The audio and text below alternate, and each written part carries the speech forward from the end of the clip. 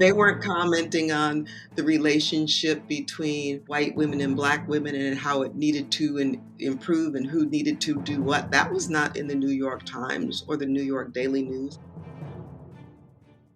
Welcome to Journalism History, a podcast that rips out the pages of your history books to re-examine the stories you thought you knew and the ones you were never told. I'm Terry Finneman, and I research media coverage of women in politics. And I'm Nick Hirshon, and I research the history of New York sports. And I'm Ken Ward, and I research the journalism history of the Great Plains and Rocky Mountains. And together, we're professional media historians guiding you through our own drafts of history. Transcripts of the show are available online at journalism-history.org/podcast. This episode is sponsored by the College of Journalism and Mass Communication at the University of Georgia. For more than a century, the college has educated students to relentlessly pursue the art, science, and integrity of stories. They're committed to following First Amendment principles in a digital-first environment as they prepare democracy's next generation. Influencers have become a significant voice in the popular discourse of our time through their use of social media. Some use their platforms to promote products or just promote themselves, but others rally their audiences to champion things like social justice. One might wonder, what did this look like in the past? Can we find parallels in, say, newspapers to the influencers of today? Dr. Carol Cooper thinks so. And in this episode, she explains how Rebecca Stiles Taylor used her column in the Chicago Defender to draw her audience around major causes in her own time. Along the way, Cooper shares why she thinks Taylor fits the bill of an influencer, one who amassed an audience in the black press rather than Twitter or TikTok.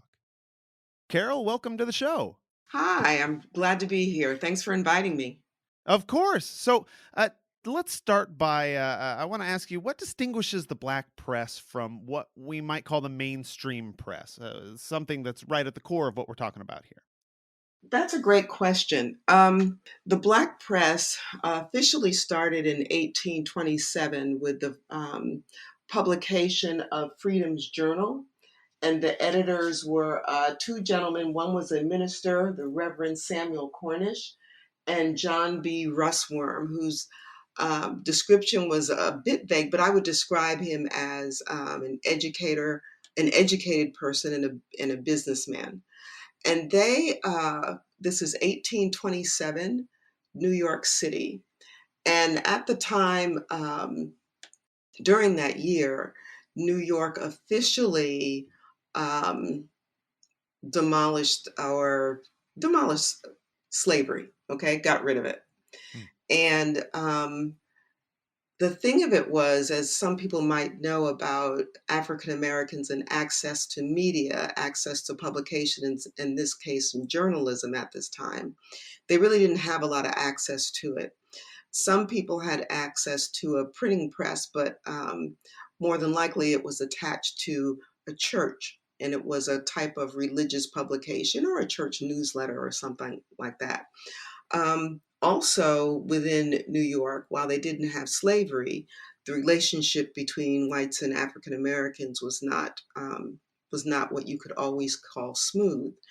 And in this regard, some people in the white newspapers, I'll call them general market newspapers, would put in disparaging remarks or disparaging images of African Americans in their publication. Even with the abolitionists, most of the editors were white abolitionists, and African Americans might give them information for content, but African Americans weren't the content creators.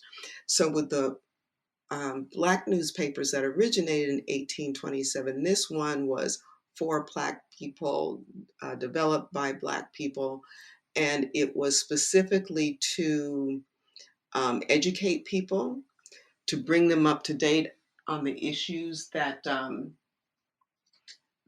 were pertinent to their survival at this time, to provide Black people with a forum, their own forum, to get their thoughts across without having to go through white newspapers.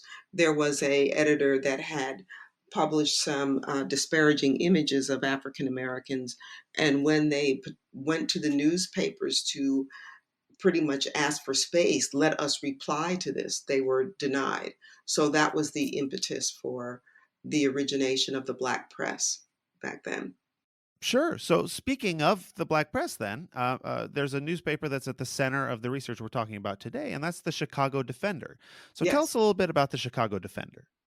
Chicago Defender was created by a man by the name of Robert Abbott, and it was created in 1905. Yes, by Robert Abbott.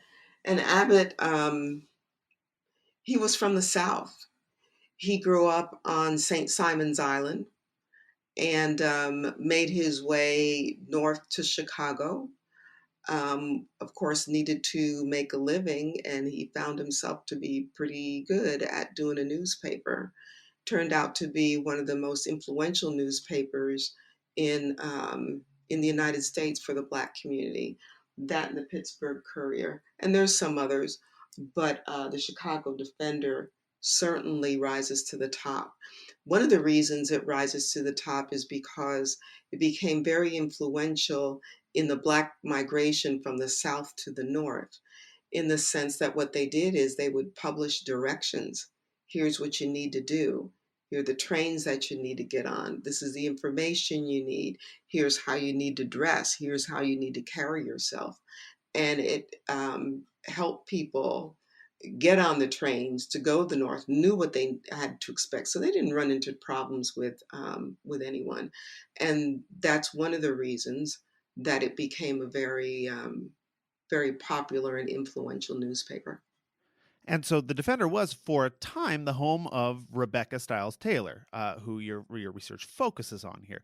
So tell us about Taylor. Where did she come from, and how did she wind up there at the Defender? Yeah, Rebecca Stiles Taylor is an proved to be an interesting person to research. She grew up in Savannah. Now, if you know anything about Georgia, St. Simon's Island is maybe about an hour away from Savannah. So there were interconnections there in their youth. He's a bit older than she is. But in any case, that is how they met, through that community, through Savannah and St. Simon's Island, and the Gullah Islands that are around in that community. As much as there is a lot of distance, the world's kind of small. So when they're small, for educated people that can write and are literate, it's a small community. So in any case, he asked her to come north and be a columnist for his newspaper. By this time, she had pretty much established herself as she was very smart. She'd been to school, been to college. She had served in the city government, which was, I would not say it was extraordinarily common back in that time. Could have been common for Savannah. They seemed to have a thriving community and tolerance of each other at that time. And I'll put tolerance in air quotes because I'm not quite sure about that. Mm. But in any case, that is how one of the reasons why they came. How they met, I couldn't tell you. She's not left any diaries or papers or anything to say, this is how I met Robert Abbott. But it's clear that they knew each other, and that connection was from where they lived and the Black communities in which they grew up. Sure. So what did he do? What did she do with that column? What did it focus on? What topics? And do you have a sense of why she chose those topics to focus on in her column? I do. Now, Rebecca Stiles Taylor she was born in 1879. And as she grew and matured, she was certainly exposed to the Black women's movement, in the sense that this was community based. And within her writings and within her contact, she would have been aware of those things. Like I said, she was intelligent. We can tell that from the schooling that she had and the things that she did. And she was passionate about improving the Black community, whether it's healthcare or anything else. She was very involved in that. So at this time in the Black Women's Club movement, there were the Black women's clubs were a way for women to come together, work on those issues in their community, and develop the strategies for improvement.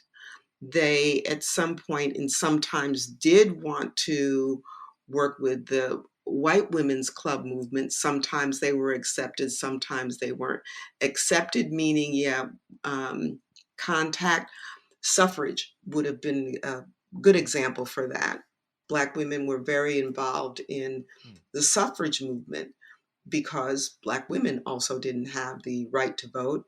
Black men had the right to vote, but could not do it. Um, there are a number of reasons why they couldn't, a number of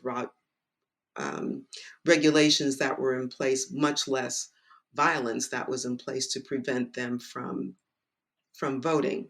Nonetheless, she got involved in the Black women's movement through that.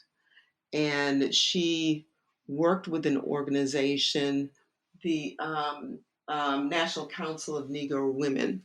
She worked with them, and at the time, they were, this was an organization that was headed by Mary McLeod Bethune.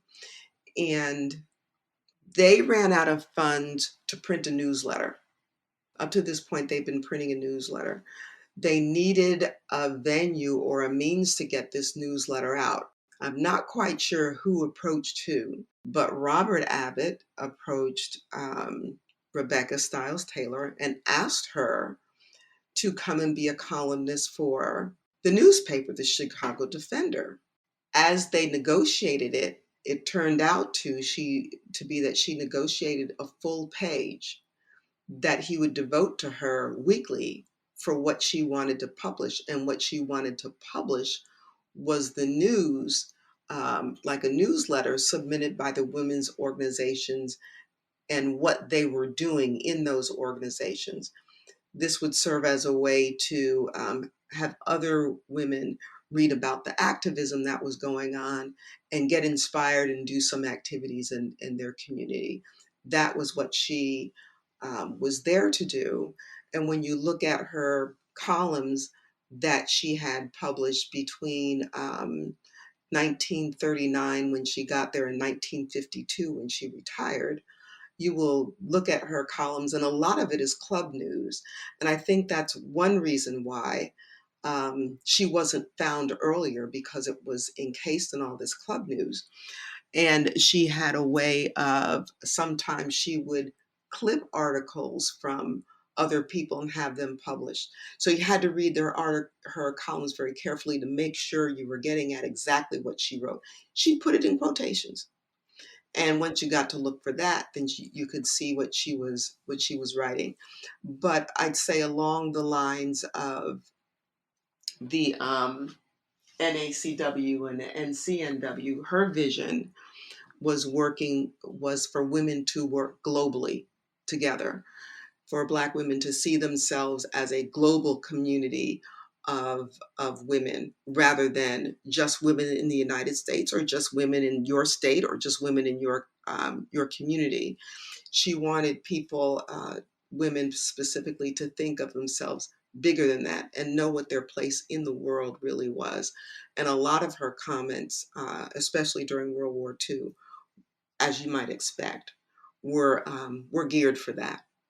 So, you talked about that sort of global awareness. Do you have a sense of what some of her other goals for the column might have been? What was it precisely she was trying to accomplish it? And did she accomplish some of those goals that she had? Well, her goals were for uplift. She never really stated her goals.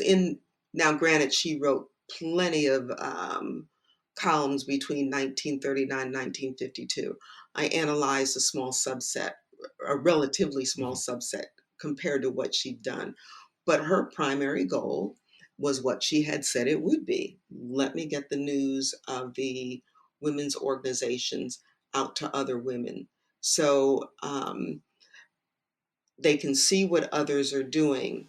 This was activism. this is 1939, 1950s. It's a time of change, of gradual change as we moved up to 1954 and go into these civil rights activism that we typically, as historians, identify as a civil rights movement. The civil rights movement for African Americans has been going on since we got here in 1619. Um, but in any case, that was her goal, to let women know that other women were doing work and to inspire each other with that knowledge. And Sure. that's pretty much what her columns were about. So, do you get the sense that what she was doing was unique? Was this something that she was doing at the Defender that was different from what other people in either the black press or the mainstream press did? Is this a function that we see more throughout journalism, or is this something? Are we seeing something special in the case of Rebecca Stiles Taylor? I think if we had this conversation maybe 10, 15 years ago, we would have labeled it as unique. But in the years since I've researched this, there's been so much research done on women columnists during this time that are now being found because people are just looking a little deeper. Historians are looking a little deeper to find people. To say that it's unique in the sense that her background is unique, but we have other black women that were publishers and editors there. Daisy Bates out in Arkansas, Charlotta Bass in California. So she wasn't unique in that sense. But what was unique about her was that she was bringing the news of the Black Women's Club movement into, let's call it, a mainstream Black newspaper. I don't believe that Charlotta Bass's, I don't think that many of her columns dealt Mhm. with that. I don't get that same sense for Daisy Bates. I've not researched them Oh, extensively, sure, but from what I know about their writings, that was not what they did because that was not their intent. sure. That wasn't their objective. So, what can Taylor's impact through this column tell us about that broader story of journalism in this era that she's active? So, you said it was 1939 through 52. Is that right? Yes. Hmm. Yeah. So how can we understand her column in in you spoke to its situation, how it's situated relative to the civil rights movement. What about the business of journalism more broadly? The business of journalism is to get more eyes on the pages, right? If nothing else, because she was tied in with the Black Women's Club movement, because she knew Mary McLeod Bethune and she knew other people that were important in the Black intellectual and activism realm. I would say that made her unique. There weren't any other mainstream. I mean, the New York Times wasn't covering the news that she was putting in there. Sure. She Sure. she didn't.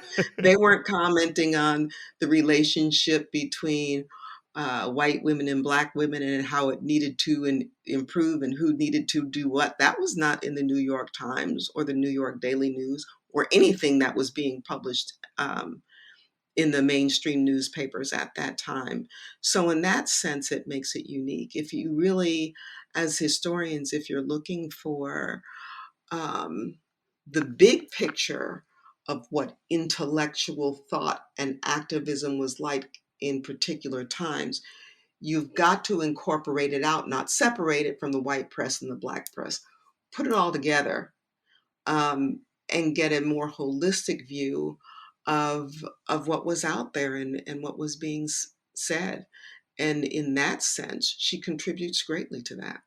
Absolutely. In your research, you suggested that Taylor might even be considered like a 1940s version of a 21st century influencer. Um, Yeah. what's different for the Taylors of today as they press for civil rights? Like how what's different about the people who are doing this similar work today? Social media is the big difference, Sure. right? and, and when I was thinking about that, I was like, well, okay, how can I what is she in terms of our terms? That's not a very historical thing to do, right?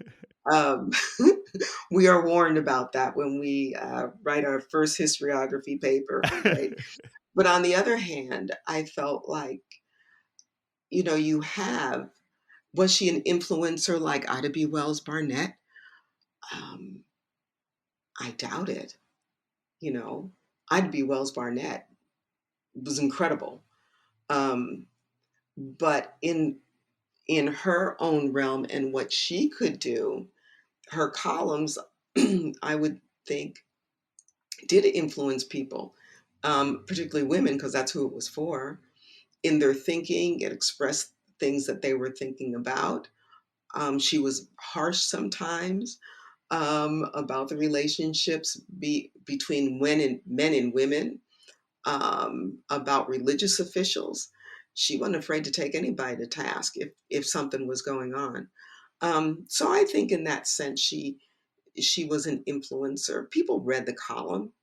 Some of the feedback that you see in the letters to the editor and others suggest that she did have influence. But like I said, was she Ida B. Wells Barnett? No, I don't think so. But was she an influencer in her own realm? Did she impact the women of Chicago? Definitely. Did she impact the women throughout the United States? Absolutely.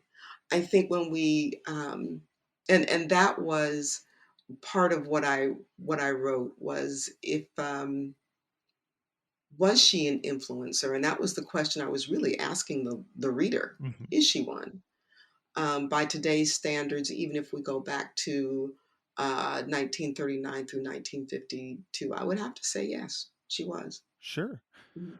She didn't have the microphone and everybody has right now. But yes, I would say definitely. Sure. Well, we're running short on time, but we've got one more question for you, and it's one that you've answered before, but I'm interested to hear what you have to say this time around. It's a question we ask everyone, and that is, why does journalism history matter? Oh gosh. Okay.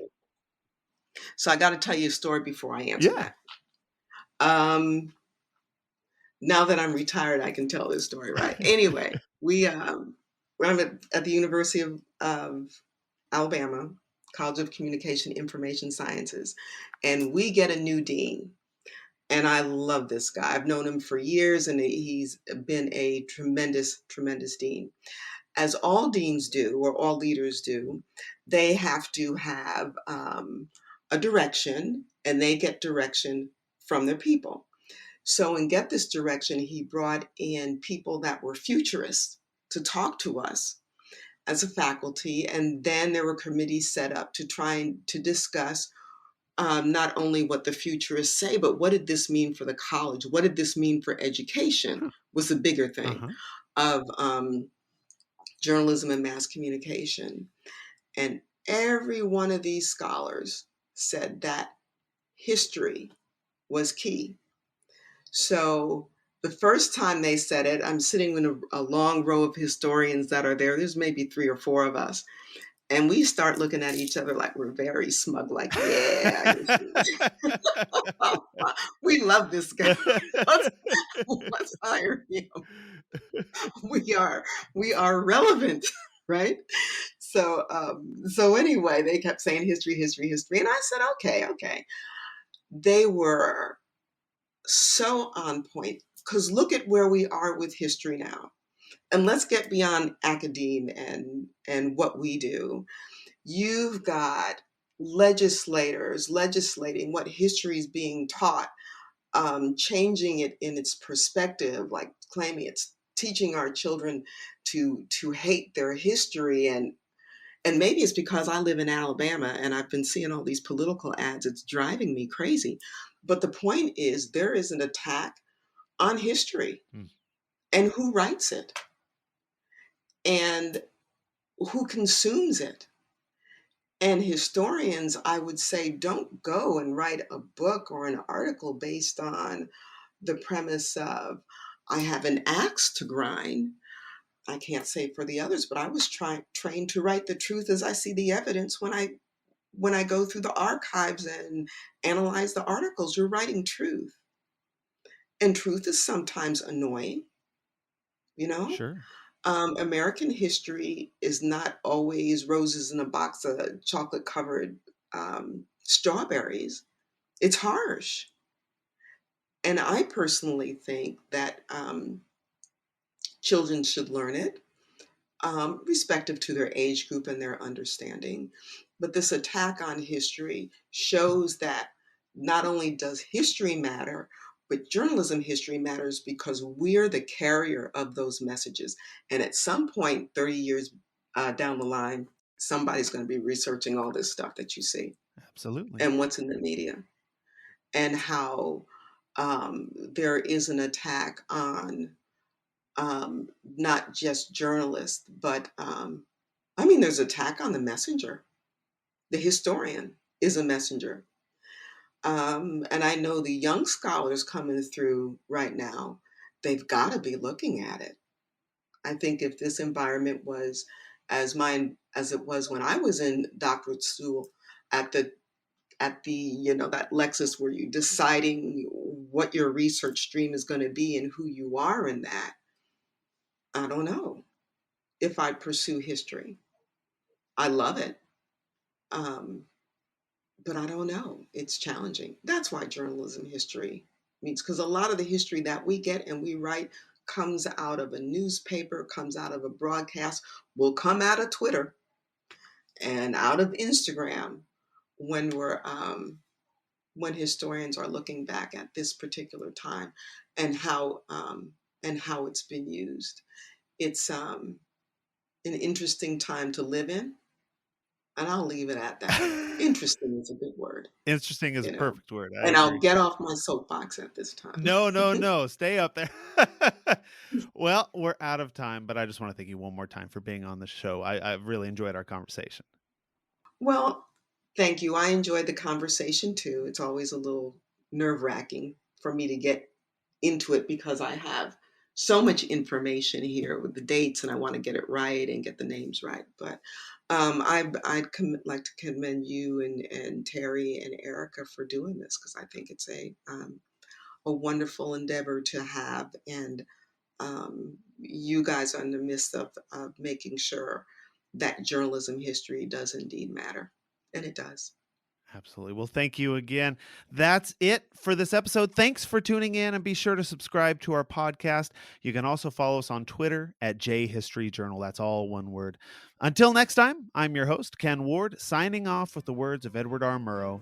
Good night and good luck.